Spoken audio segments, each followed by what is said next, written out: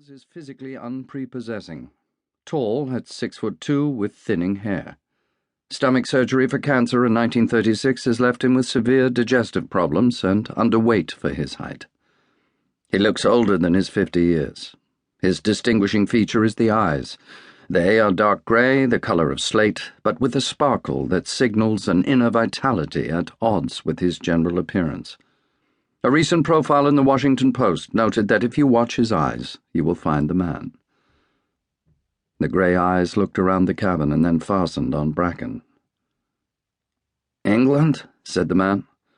He shook himself, stretched, yawned, and peered out at the dusk gathering over the harbour. It is like watching a sleepy old cat come to life, thought Bracken. "Yes," he said. "Welcome." "Where in England?" "Poole, Dorset," he said. "If you're ready, we have to leave." "Dorset?" The man seemed to remember that this was his destination. "Of course. Good. Help me up, will you?" Harry Hopkins said nothing on the drive to the station. A porter saluted him as he boarded the train, followed by Bracken and two detectives who had been waiting on the train. Once installed in a corner of the compartment, he immediately fell asleep again. It was not until an hour later, as they passed through the county town of Winchester, that he woke up. "Forgive me," said Hopkins. "I've been travelling for 4 days. Where are we?" "Hampshire, an hour from London. Would you care for a drink? Perhaps something to eat?" The chef and waitress aboard the special train had already served Bracken and the detectives mushroom omelettes, a rare wartime treat. They were eager to prepare the fillet of beef for their distinguished American guest, a choice they had been assured he would appreciate. "Thank you," said Hopkins. "A little whiskey will do me fine." "Scotch or bourbon, sir?" "Scotch will be fine, thanks."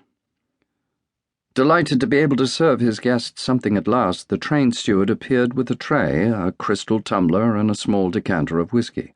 He poured 3 fingers into the tumbler. "Lots of water, please. Same again," said Hopkins. He pulled back the blackout blinds and looked into the darkness. "I am sorry we were late. I was looking forward to seeing the green fields of England." "The pilot came the long way round. It was safer," Bracken said. "I know, he told us.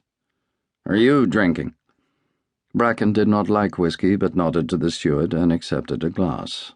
The 2 men clinked glasses. "Here's to England," said Hopkins. "And to the United States of America," said Bracken. The first of the incendiaries landed close to the track as the train approached Clapham Junction station. They fell silently in clusters from the darkness before exploding in flaming fragments that briefly illuminated the back gardens and rooftops of South London. The carriage rocked in the blasts and the train surged forward. "Nothing to worry about," said Bracken. "We will be in Waterloo in 5 minutes." The incendiaries seemed to be targeting the main line into London from the west. Hopkins peered out through the window blinds at the searchlights, probing the sky with pencils of light. A curtain of fire arose along the track. "They must have known I was coming," said Hopkins. Bracken smiled, but did not laugh. He had been thinking exactly the same thing.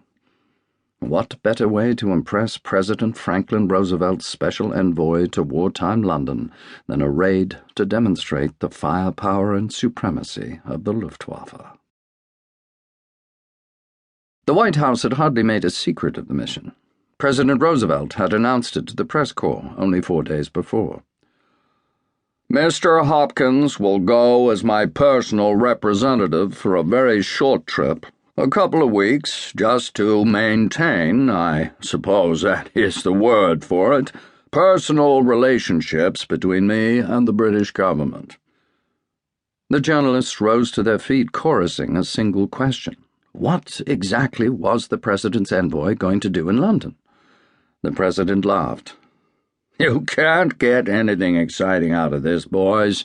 He's just going to say, 'How do you do?' to a lot of my friends." The press corps laughed, and the president joined them. In London, nobody laughed. When the Prime Minister heard that Harry Hopkins was coming...